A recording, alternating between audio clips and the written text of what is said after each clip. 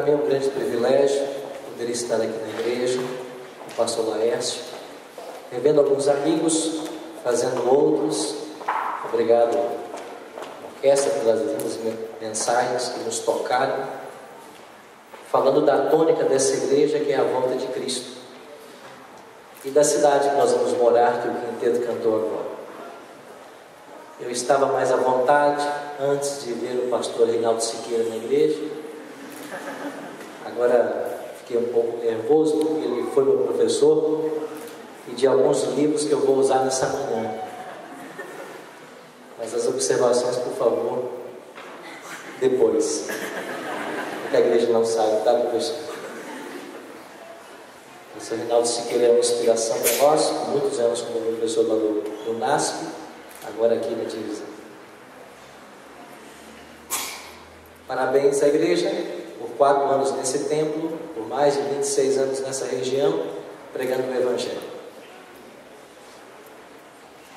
Eu queria dizer para vocês de que se existe um momento na semana que Deus mais anseia que chegue, é o momento do sábado, quando os seus filhos reservam um dia para adorá-lo, e ele tem a oportunidade de dar o recado semanal para os seus filhos. E eu queria também dizer para você de que Ellen G. White, a profetisa dessa igreja, ela escreveu de que enquanto os pastores e pregadores preparam os seus sermões, Satanás observa para saber que mensagem será pregada. E as pessoas que mais precisariam ouvir aquela mensagem, ele faz de tudo para que elas não ouçam. Talvez impedindo a pessoa de vir à igreja, talvez tirando ela da nave da igreja na hora do sermão, ou talvez criando dentro da própria igreja um ambiente de irreverência de tal forma que a mensagem não chegue ao coração. Deus tem um recado para a igreja nessa manhã. Eu queria que também a banda ficasse bem à vontade, a orquestra, para que nós ouvíssemos mais uma vez a voz de Deus. Nós vamos entender no estudo de hoje aonde estamos como igreja e o que vai acontecer daqui mais um pouco. Para isso eu escolhi 2 salmos que nós temos na Bíblia. Mas antes de lermos o primeiro salmo, eu queria contextualizar o salmo, para que você entenda a história do salmo. Quem foi o primeiro rei em Israel? Saul. Quem foi o segundo rei em Israel? Quem foi o terceiro rei de Israel?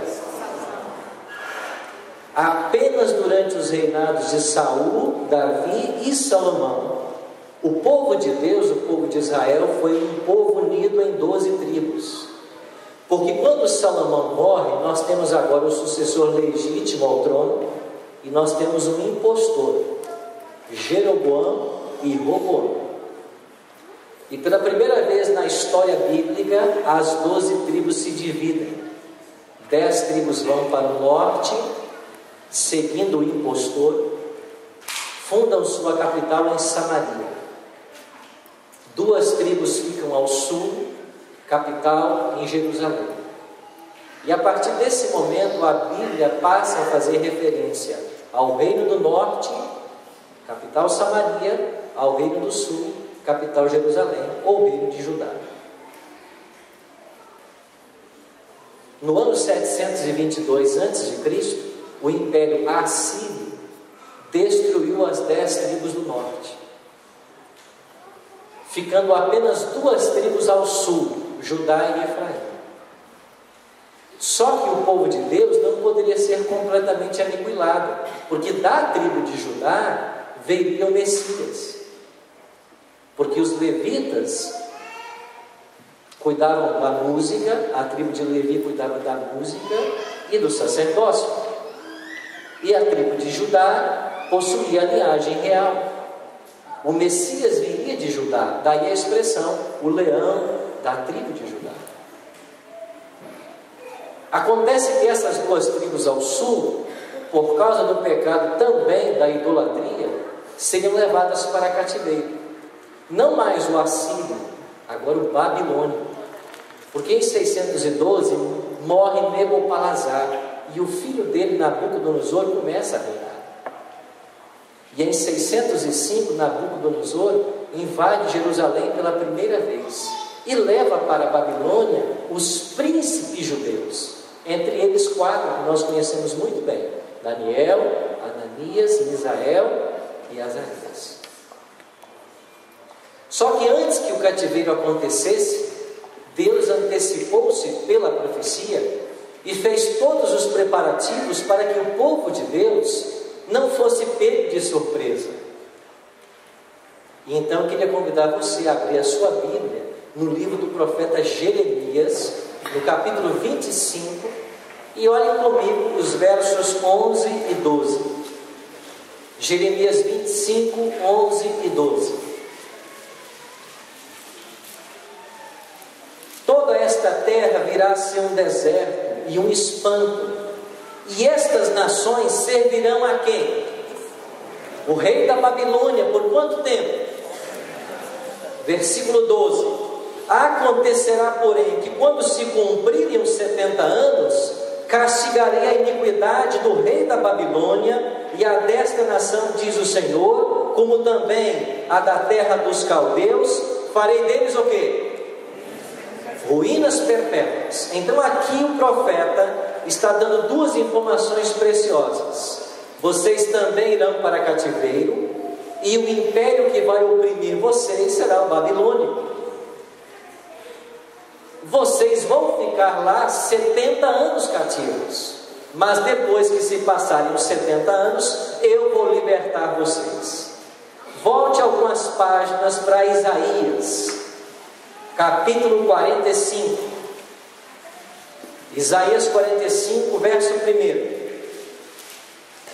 Além de dar o império opressor e o tempo de cativeiro, Deus deu o nome de quem seria o libertador. Isaías 45, 1.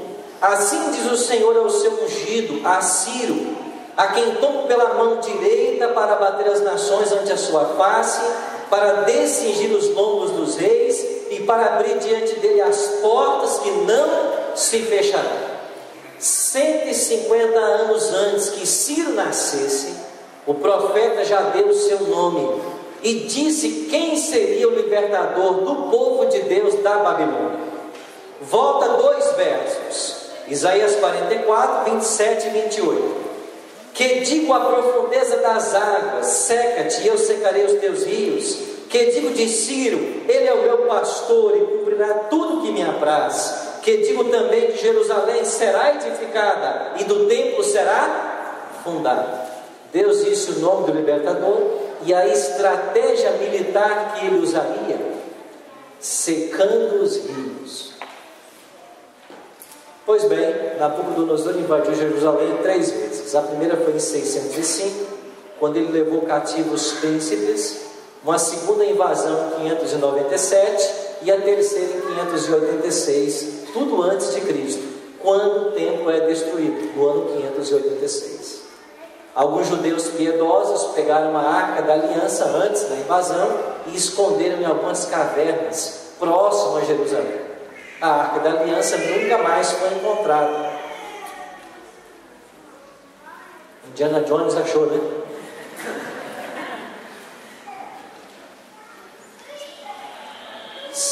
...600 quilômetros, professor me corrija, tá? Jerusalém e Babilônia, separados.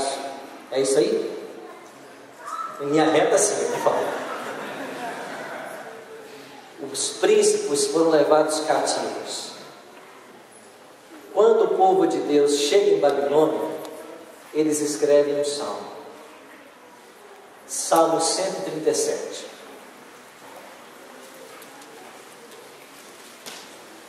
O Salmo 137, na minha Bíblia, traz o título Saudades da Pátria. Às margens dos rios da Babilônia, nós nos assentávamos e chorávamos, lembrando-nos de quê? As margens dos rios da Babilônia. Quando você vai para o livro de Gênesis, você tem ali um jardim e um rio que se divide em 4 braços: Pison, Gion, Tigre e Eufrates. Esses 2 rios, ou 2 braços, Tigre e Eufrates, estão aqui nesse momento da história. E a faixa de terra entre o Tigre e o Eufrates ficou conhecida como Mesopotâmia. Mesos, entre, Potames, rios. Ali estava o Jardim do Éden, uma região muito fértil. E aí começa a construção da Torre de Babel, no tempo que a gente está estudando agora, a cidade de Babilônia. Quando os judeus chegaram lá em Babilônia, às margens dos rios Tigre e Eufrates, eles penduravam suas harpas. E os caldeus, ou babilônicos, diziam assim para os judeus: vocês são os cantores, cantem para nós dos cânticos que vocês cantam lá em Sião. Veja que Sião é um monte em Jerusalém, e em cima do monte Sião estava o templo de Salomão. Cantem para nós os belos cânticos que vocês cantavam no templo. Os judeus disseram assim: nós cantarmos o canto do Senhor em terra estranha? Jamais. Que a nossa mão direita se resseque, para que nunca mais tanjamos nossa harpa. Que a nossa língua colhe no céu da boca, para nunca mais cantarmos. Se nós nos esquecermos de Jerusalém, a nossa maior alegria. Agora fique sabendo de uma coisa: nós só iremos ficar aqui 70 anos. Porque quando se cumprirem 70 anos, Deus vai levantar um homem chamado Ciro, e ele vai nos libertar do cativeiro de vocês. E feliz é aquele que nos libertar das vossas mãos. Feliz é aquele que pegar os filhos de vocês e esmagar a cabeça deles contra as pedras. Depois você lê todo o salmo em casa. Eu quero adiantar meu tempo, mas está aí no salmo. Essa era a esperança do povo de Deus em Babilônia. O tempo passou. Aquele garoto que foi para lá adolescente, com mais ou menos 17 anos, Daniel, já estava aproximadamente com 87 anos de idade. Vá para Daniel, o livro do profeta Daniel. Dê uma olhadinha comigo em alguns versos.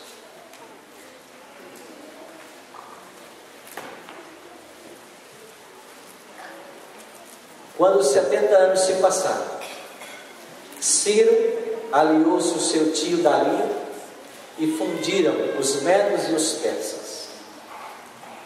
Ciro desviou o curso do rio Eufrates, que cortava a cidade de Babilônia, e na noite de 13 de outubro de 539, ele entrou marchando com os seus soldados pelo leito do rio. A profecia de Isaías 44, 27 e 28 diz que o Senhor abriria diante de Ciro as portas, que não se fechariam, e os portões que davam acesso do rio à cidade de Babilônia, que deveriam estar todos trancafiados, estavam todos abertos. E na mesma noite que o neto de Nabucodonosor, Belsazar, oferecia uma festa para 1000 convidados, apareceu uma mão misteriosa e escreveu na parede do palácio: Mene, Mene, Tekel, Pérez, Tekel, Farzim. O medo tomou conta da corte. Ninguém sabia o que significava aquela escritura na parede. A mãe do rei disse para ele assim: no tempo do teu pai, ou do teu ancestral, que era o avô, havia aqui em Babilônia um jovem que interpretava sonhos e visões. E ele ainda está aí. Chame ele. Chamaram Daniel. Quando Daniel, já idoso, chega, ele lê a escrito na parede, e ele diz para o rei assim: você foi pesado na balança, o teu reino foi pesado na balança e achado em falta. Ele será dividido e dado aos medos e os persas. Quando Daniel termina de interpretar a escritura na parede, Ciro já está dentro de Babilônia com seus soldados. E é nessa noite de 13 de outubro de 539 que cai a grande Babilônia.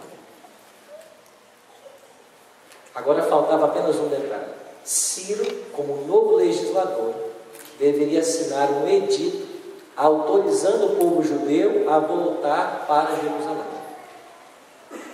Mas quando Ciro foi assinar esse decreto, começou uma batalha, porque Lúcifer impressionou o coração de Ciro para não assinar o decreto. Agora olhe para o capítulo 9, versículo 2. Daniel 9:2. No primeiro ano do seu reinado, eu, Daniel, entendi pelos livros de que o número de anos que lhe falaram o Senhor ao profeta Jeremias, que haveriam de durar as assolações de Jerusalém, era de 70 anos. E voltei o rosto ao Senhor Deus para o buscar com oração e súplicas, com jejum, pano de saco e cinza. Quando Daniel estudou o rolo do profeta Jeremias, ele entendeu os 70 anos e ele começou a orar para que Deus cumprisse sua promessa.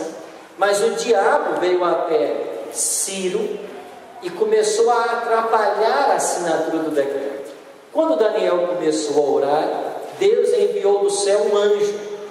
Depois você lê todo o capítulo 9 e o 10 em casa. O anjo que foi enviado chama-se Gabriel. Gabriel é o anjo mais poderoso que há no céu. É o anjo que substituiu Lúcifer. Ele só vem à terra em momentos estratégicos, quando o mal tem que ser enfrentado. Ele veio para dar a notícia do nascimento de Jesus aos pastores na colina de Belém. Ele veio para participar no dia que Jesus ressuscitou, removendo a pedra. E ele agora veio para impressionar Ciro a assinar o decreto. Mas aí Lúcifer não queria e os dois anjos começaram a brigar. E a briga ficou empatada por 21 dias. E nesses 21 dias, Daniel orando e jejuando. Terminados os 21 dias, Deus enviou do céu Miguel. Irmãos, quem é Miguel? É o próprio Cristo. E quando Miguel chegou na corte medo-persa, é claro que o diabo foi expulso, e Ciro assinou o decreto, e o povo judeu poderia voltar para Jerusalém agora, reconstruir a cidade, o templo e voltar ao sacrifício. E era isso que o diabo temia. O diabo sabia que se o templo fosse reconstruído e o altar voltasse a funcionar, Cristo viria no tempo aprazado e a sua derrota seria certa. Por isso ele não queria que o povo judeu voltasse. E você imagina que o povo judeu deva ter feito uma grande festa? Não, eles não fizeram. De fato, poucas famílias judias quiseram voltar para Jerusalém. E por que os judeus não quiseram sair de Babilônia quando Ciro assinou o decreto? Porque eles haviam criado laços, raízes em Babilônia. Os judeus não quiseram sair de Babilônia para Jerusalém, porque eles haviam prosperado em Babilônia. Babilônia é uma cidade tremenda, possuíam centenas de templos, as maiores universidades do mundo. Lá estava centralizada a cultura mundial. Os babilônios foram os primeiros povos a trabalhar ladrilhos esmaltados. Os judeus abriram casas de comércio em Babilônia, os precursores dos bancos modernos. Eles prosperaram. E na hora que o decreto foi assinado, apenas algumas famílias voltaram. Os judeus que não voltaram enfrentaram os problemas registrados no livro de Esther. Mas os judeus que voltaram, eles começaram num tempo difícil a reconstruir a cidade e o santuário. E quando eles voltaram de Babilônia para Jerusalém, eles escreveram um salmo também, que é o contraponto do Salmo 137, que é o Salmo 126. E o Salmo 126, se você olhar na sua Bíblia, é um cântico de romagem, ou seja, ele deve ser cantado enquanto se caminha. E os judeus voltando de Babilônia para Jerusalém, eles cantavam: quando o Senhor restaurou a sorte de Sião, ficamos como quem sonha. Então a nossa boca se encheu de riso, a nossa língua de júbilo. Então entre as nações se dizia: grandes coisas o Senhor tem feito por eles. Com efeito, grandes coisas fez o Senhor por nós, por isso nós estamos alegres. Restaura, Senhor, a nossa sorte como as torrentes do Negueb. Quem sai andando e chorando enquanto semeia, voltará com júbilo trazendo os seus feixes. Terminou a reconstrução daquele outrora templo de Salomão. A arca não estava mais aí. No Santíssimo colocaram na pedra. E a cerimônia de reinauguração foi uma cerimônia agridoce, porque nesta ala da igreja estavam os judeus com mais de 70 anos, que haviam visto o templo de Salomão e a sua glória. Essa casa reformada, que recebeu o nome agora de Templo de Zorobabel, o governador da Judéia na ocasião, em nada se comparava à glória de Salomão. Mas na outra ala da igreja havia sorrisos, porque eram os garotos de menos de 70, que haviam nascido em Babilônia, que nunca haviam visto o templo, que não haviam pisado na terra santa, Jerusalém, e esses estavam felizes, porque o sistema sacrificial voltaria a acontecer. E no meio dessa cerimônia, entre lágrimas e sorrisos, levantou-se o profeta Ageu, e ele profetizou o que está escrito no seu livro, capítulo 2, versos 8 e 9. Ageu diz assim: a glória desta última casa será maior do que a primeira, porque nela pisará o desejado de todas as nações. No dia da reinauguração foi feita a profecia. Passaram-se os anos, e no tempo aprazado, segundo Hebreus 4:4, na plenitude dos tempos, Jesus veio visitar o seu povo. Ele entrou no templo, e na cruz ele cumpriu toda a tipologia do santuário, morrendo por todos nós. Mas isso é história. O que tem a ver conosco nessa manhã?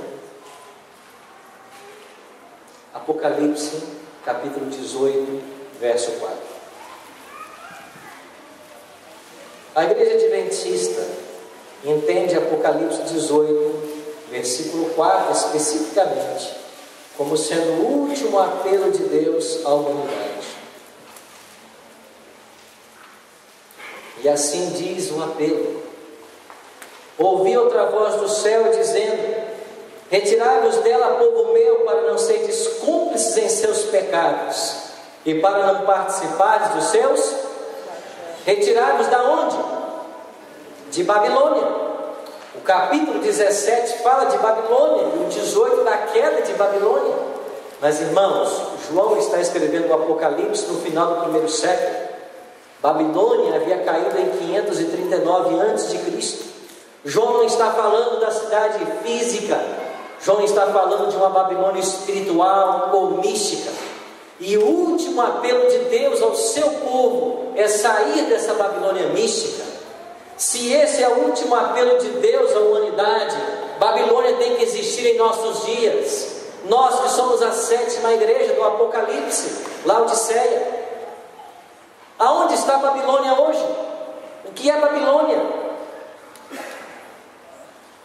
Você vai perceber que desde o Gênesis, Jerusalém e Babilônia são as cidades sede do poder de Deus e do inimigo. Lá estava a Torre de Babel, que veio dar origem à cidade de Babilônia. Lá você vai encontrar Abraão devolvendo o dízimo ao sumo sacerdote Melquisedeque, que era sacerdote em Salém. Daí vem a palavra Jerusalém, cidade da paz.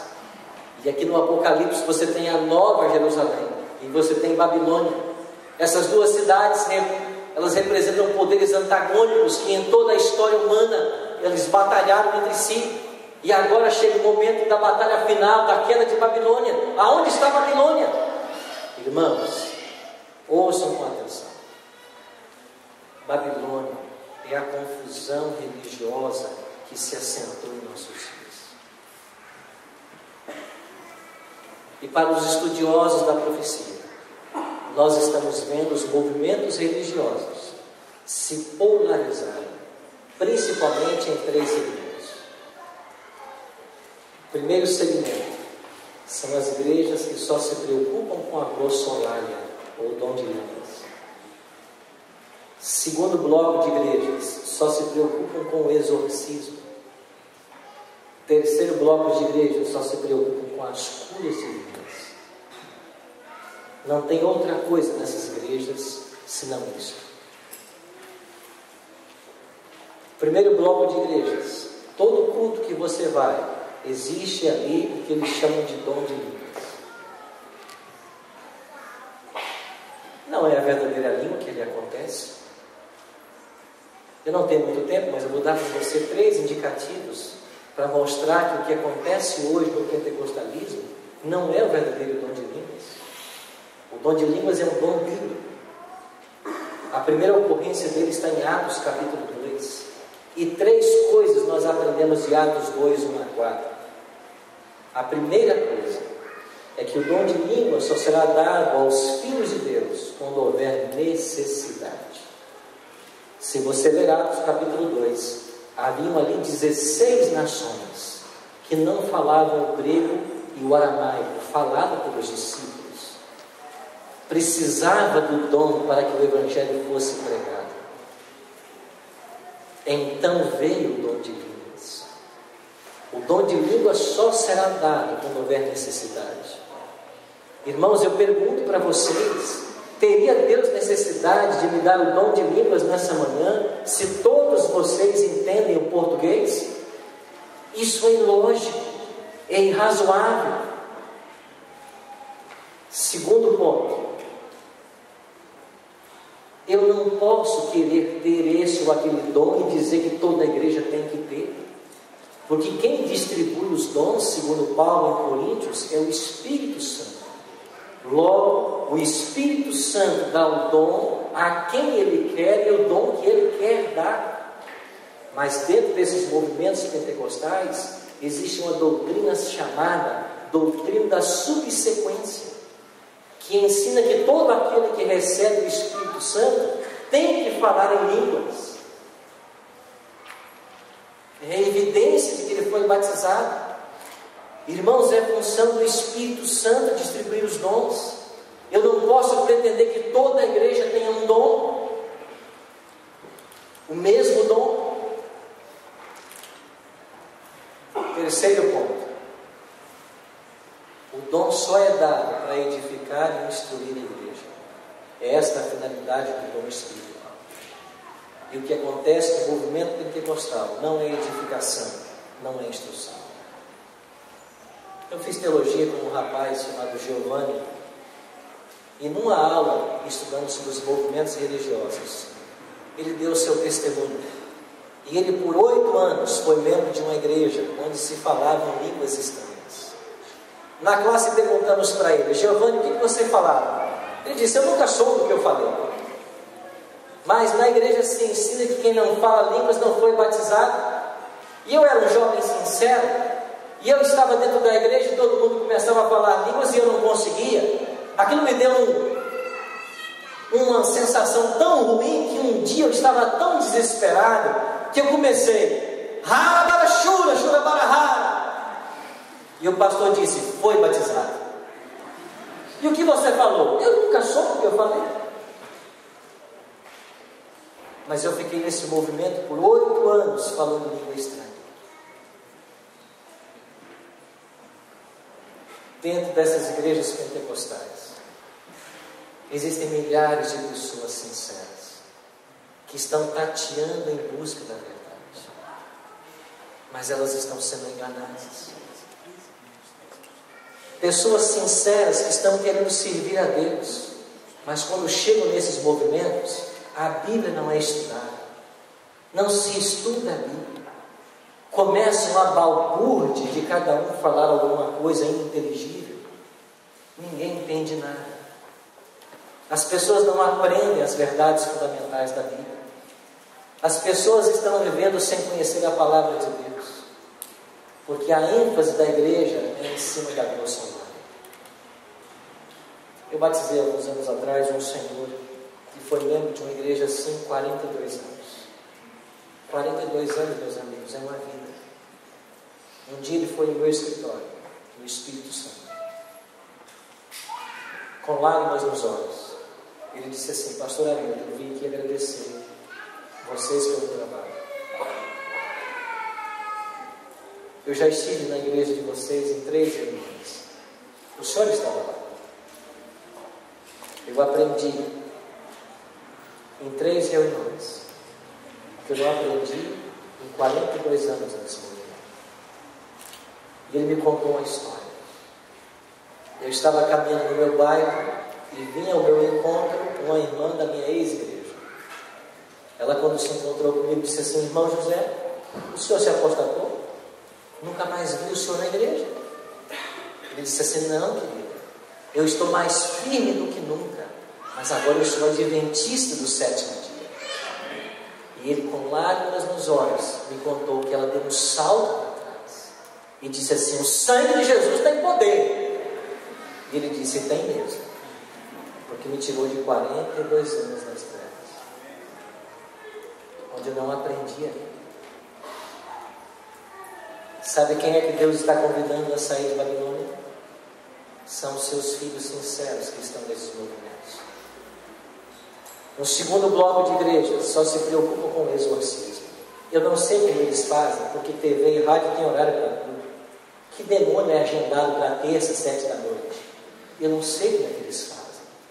Mas na hora do programa da rádio ou da TV, tem um demônio lá para fazer o programa.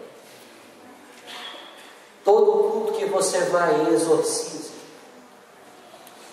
É o mover do Espírito, as pessoas são lançadas no chão. Amigo, quando o Espírito Santo alcança você, ele não te joga no chão, ele te ergue.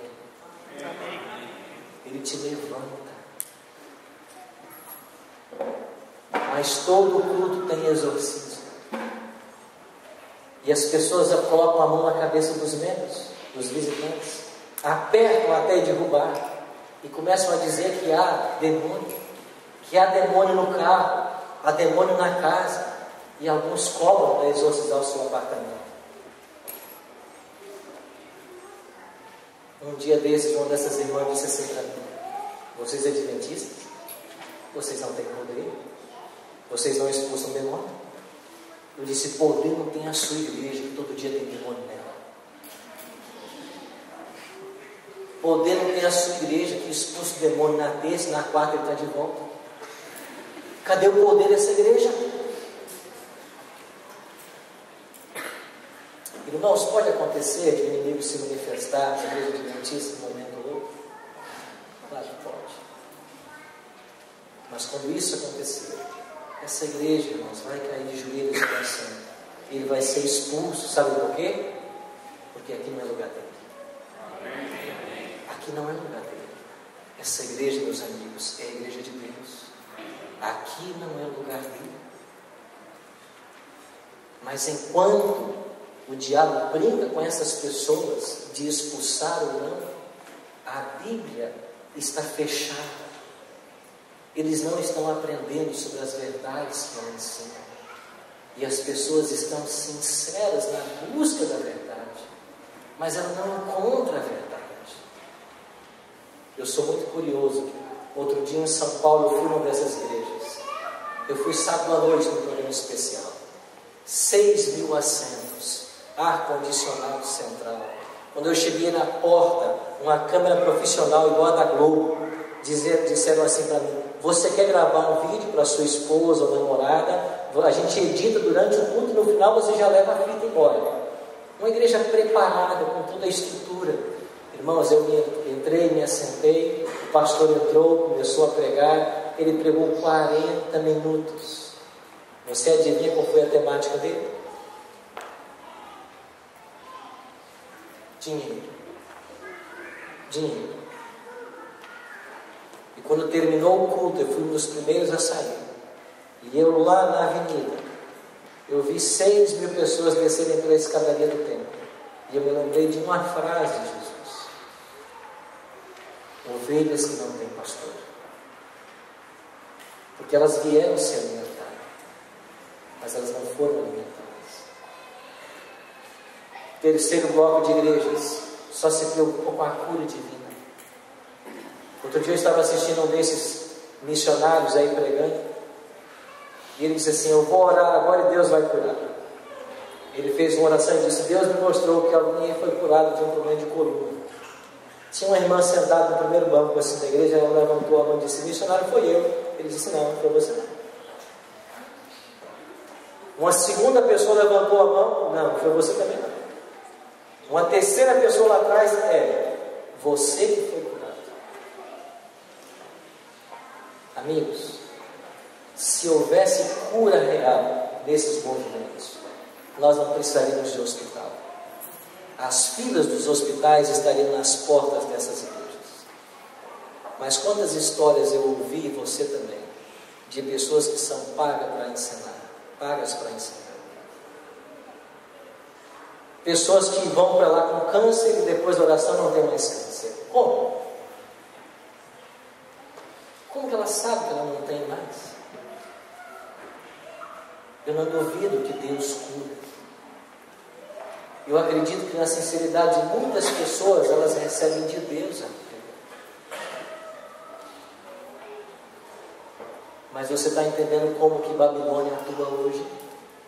E as igrejas estão polarizadas, mas a verdade da palavra de Deus é abandonada. Aí está a Babilônia. E nós devemos sair dela e convidar as pessoas a sair dela. Olha para mais um verso, Apocalipse capítulo 16, versículo 12. Apocalipse 16, verso 12 fala da sexta praga. E o texto diz assim: derramou o cesto a sua taça. Aonde, meus irmãos? Que rio? Lembra de Babilônia? Lembra do rio Eufrates? Que Ciro desviou o curso para invadir e destruir Babilônia? Na sexta praga, mais uma vez, o rio Eufrates será secado. E as águas são secadas para preparar o caminho dos reis que vêm do nascente do sol. Irmãos, e quem são os reis que vêm do nascente do sol? Cristo e seus anjos. O caminho está sendo secado. O secamento do rio Eufrates significa a preparação política e social para a volta de Jesus. Ellen G. White escreveu: já ouvimos os passos de um Deus que se aproxima. Irmãos, Cristo está voltando. Ciro é um tipo de Cristo. A queda de Babilônia é um tipo do que vai acontecer em nossos dias. O rio Eufrates vai se secar novamente. Isso quer dizer que eu e você estamos no limiar do reino. Nós devemos deixar Babilônia para irmos agora para a Nova Jerusalém. Mas eu tenho uma notícia muito triste para dar para vocês nessa tarde. Sabe qual é a notícia triste? A história vai se repetir. Sabe o que significa? Muitos não quererão sair de Babilônia para ir para Jerusalém. A história vai se repetir. E sabe por que vai se repetir? Porque muitos do Israel espiritual prosperaram, criaram laços, raízes em Babilônia. Meu querido, eu não sei qual é o laço ou a raiz que você tem em Babilônia. Eu nem conheço você. Mas deixe-me mencionar algumas coisas. Será que para mim, nesta hora, um laço que eu tenho com Babilônia é que quando chega as horas sagradas do sábado, eu não estou pronto para receber? Eu estou ignorando as horas sagradas do dia que Deus nos deu para a comunhão? Será que esse é o meu laço? Será que a raiz que eu tenho com Babilônia é o dízimo e a minha oferta, que não estou sendo fiel a Deus? Estou tentando segurar aquilo que não é meu?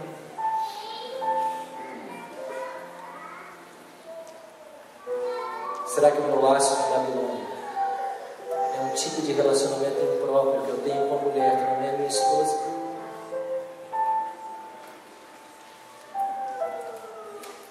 É um relacionamento que eu tenho com um homem que não é meu esposo? Eu não sei qual é o seu laço, mas eu sei de uma coisa: o mesmo Cristo que foi enviado ao Medo-Pérsia para libertar seu povo está aqui nessa manhã. Ele veio aqui para te libertar dos laços que Babilônia pode ter com você. Por isso eu queria fazer uma oração muito especial. Alguém nessa manhã que precisa colocar a sua vida em paz com Deus, se libertar de algumas coisas, talvez se batizar ou rebatizar. Eu queria convidar você para vir aqui à frente. Eu quero orar por você. Se o Espírito Santo tocar no seu coração agora, e você desejar receber de Cristo a libertação, se você quer que Ele atue na sua vida e opere o milagre que você espera por tanto tempo, esse é o momento. Quero convidar você para vir aqui à frente. Eu quero orar com você.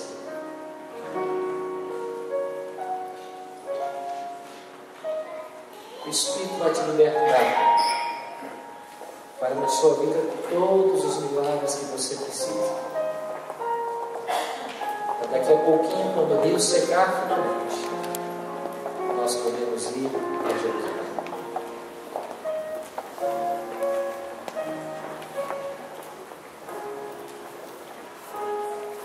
Já ouvimos os passos de um Deus que se aproxima. Cristo não tarda a vir. Nós temos um preparo a fazer. Há que desvencilhar de muitas coisas que esse mundo oferece,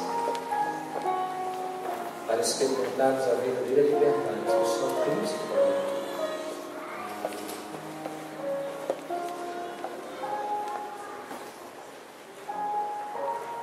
Você precisa de um milagre? Jesus vai fazer nessa vida. Ele vai fazer. Você está buscando uma bênção há muito tempo? Essa semana vai acontecer. Sabe por quê? Porque você está deixando. Esse é o nosso papel. Permitirmos a ação do Espírito. Porque tudo mais que nos impedir, o Espírito Santo faz. Olhe comigo. Pai Santo, obrigado pela companhia do Teu Espírito nesta hora. Porque Ele fala no nosso coração. Ele nos mostra as coisas que precisamos deixar, abandonar, nos desvencilhar, para estarmos prontos para um encontro com o Senhor. Amém. Eu não sei o que se passa nesses corações agora, mas o Senhor sabe. E a nossa oração agora é que Tu possas ler cada coração. Alguns estão se abrindo para o Senhor nesta hora. Vem aqui essa igreja e abraça eles também. Coloca a tua mão sobre aquilo deles. Faz em nossas vidas os milagres que nós estamos esperando há tanto tempo. Porque nós não temos mais tempo, Pedro. Pai Santo, os Teus filhos sinceros estão aí fora, dentro de tantas igrejas. Teu Espírito Santo vai conduzi-los para encontrarem-se com a verdade. Alguns estão aqui nessa manhã. Abraça-os com teu Espírito Santo. Conforta esses corações. Encha-os de esperança. Que daqui a pouquinho, quando tu voltares, nós teremos a redenção eterna. As tragédias, as doenças, o sofrimento, a morte, ficarão para sempre no passado. Porque nós haveremos de celebrar uma festa ao Senhor na Nova Jerusalém. Abençoa o teu povo nesta hora. Perdoa todos os nossos pecados. E em tua volta salva-nos para o teu reino. É a nossa oração. Em nome e por amor de Jesus.